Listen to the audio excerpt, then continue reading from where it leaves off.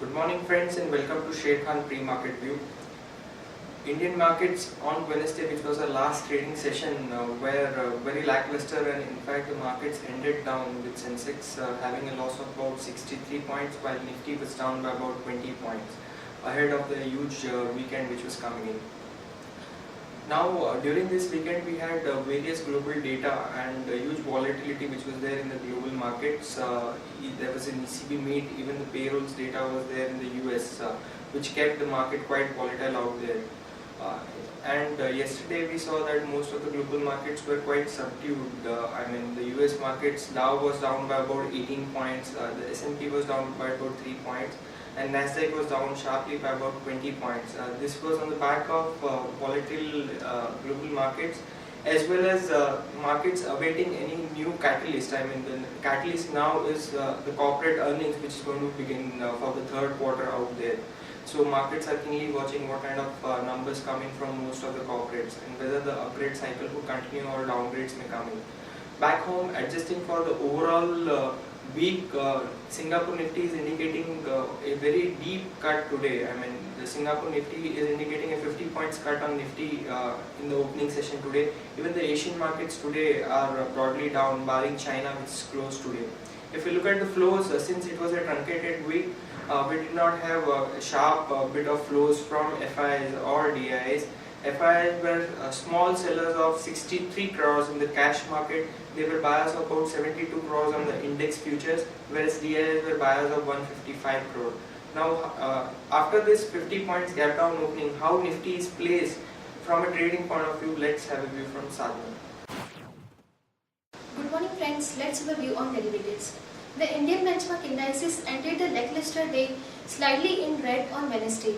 As we have seen, the Nifty started the session with negative bias, but due to lack of fresh triggers in the market, Nifty continued to trade in a narrow range but with negative bias. And ahead of long weekend, marketplace did not want to take any risk in the market. That's why they have squared off their long positions marginally. As we have seen that approximately 26,500 shares were reduced in open interest. Also, Nifty futures price decreased by 15 to 16 rupees. On the other hand, cost of carry increased by 15% from 5.25 to 6.04%, along with Nifty futures from increased from 34 points to 38 odd levels. On the options front, PCR remained at same 0.90. We have seen that call option as well as put option has added marginal shares in Wednesday's trade. Approximately 13 lakhs contracts were added. India VIX was down by 1% from 13.15 to 13%.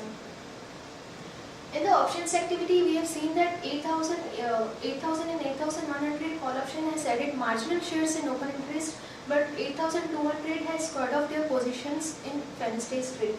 In the put option front, 7,900 shares has reduced its shares in open interest, and 7,800 still stands with highest number of shares in the open interest since start of the series. And on that day, it has added marginal shares, approximately 2% shares have added in open interest. There is no security in ban period today, and FIs were net buyers of 930 crores in future and options segment. They were net buyers of 72 crore in index futures. They were net buyers of 762 crore in index options. They were net buyers of 124 crore in stock futures, and they were net sellers of 28 crore in stock options. Our 5-day CVM stands at 7990. Lower range for the market would be 7,900 and higher range would be 8050. Singapore Nifty is actually down by 50.65 points from our previous close of 7983, and currently it's quoting at 7933 levels. So we may see marginal flattish to negative start in Nifty futures today. That's it from derivatives. Thank you. Friends, let's look at the actionable ideas for the day. The first one being Asian Paint. Now, weaker crude price would definitely help Asian Paint, which is the raw material. But apart from it, Asian Paint has received a license for setting up manufacturing facility in Indonesia. So this is extremely positive news for Asian Paint, and one can long Asian Paint with stop loss of about 618 for potential upside target of 645 and above that at 653. Also friends, Godrej Properties has entered into a development management agreement with a land owner to develop affordable housing project in Badlapur, which is near Mumbai. Now the total developable area would be 1.3 million square feet of sellable area. So one can long Godrej Properties on this news with stop loss of 227 for potential upside of 247 and above that at 253. Also, Brent price continues to be under pressure. The Brent crude currently is trading at about 92.75. So after a week, there is a drop of about close to $2.50 on the Brent. This is extremely positive for oil marketing companies. So one can long BPCL with stop loss of 645 for potential upside of 671 and 677. And again, IOC, which is trading close to 363, can be long with a stop loss of 352 for potential upside of 375 and above that at 379.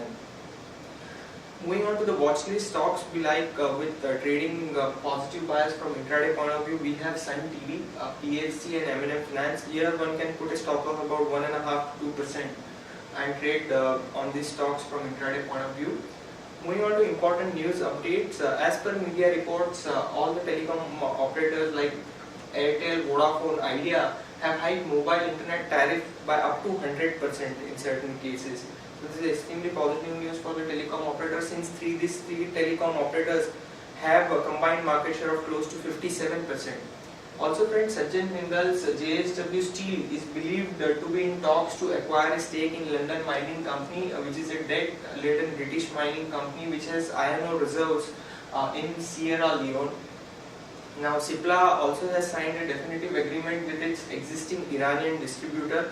This is for setting up a manufacturing facility in Iran. Now Cipla would spend about 225 crore for a 75% stake in this company, and this amount would be utilized towards machinery, equipment and technical know-how. Ranbaxy Labs has launched 25 mg, 35 mg capsules for Absorbica. This is going to be used for sales in the US market. Now this product is predominantly to treat severe recalcination nodular acne for patients about 12 years of age. Also friends, Godrej Consumer Product Limited has entered into an agreement with the Darling Group for acquisition of 100% stake in the hair extension business in Ghana. Earlier, the company already owns about 100% of the hair extension business market in both Nigeria and Ghana, which gives it an exposure in the West African market. Also, RBI on the 1st of October post-market has notified that FIs can now invest up to 45% in Apollo Tyre versus 40% earlier. So that is an increase of about 5% in the FI limit to be invested in Apollo Tyre. And Raymond's has launched its online store raymondsnext.com, which integrates all Raymond's product, brands and services under a common e-commerce platform. Also friend, IFC is looking to increase its stake in Build Paper and will invest close to $100 million in Build as equity. Also there are a couple of more news. Hindustan Motors has allotted close to 11.42% stake in the company, that is close to 23.8 million shares valued at 22.54 crore. This along with debentures of 20.53 crores would be issued to lenders under in lieu of the interest which was foregone by them. Now this again has received approval from the CDR as well, that is corporate debt restructuring. Also NMDC has put its proposal to set up a 3000 crore power plant in Gonda which is in UP on the back burner, as it feels that the overall power this plant is not viable. This news has been from a senior official of the state-owned miner. That's all friends we have in today's session. Have a great trading session.